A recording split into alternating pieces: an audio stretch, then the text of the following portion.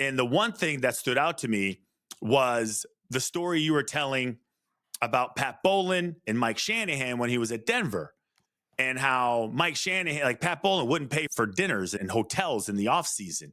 And I just thought of that movie, Moneyball, where David Justice is on the plane. He's, man, we got to pay for soda. Well, we got to pay for soda, man. Can we get some free drinks in the clubhouse? And so, sure enough, Mike ends up saying, screw it, I'm going to do it myself. I'm going to pay for it. Everyone's loving the fact that they have food and all this stuff in the offseason.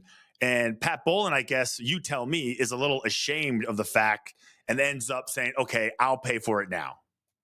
Yeah, basically Mike Shanahan had a chance to go back to the Broncos as a head coach a couple years earlier, and it turned them down. Fast forward to Super Bowl 29, Steve Young throws 6 touchdown passes.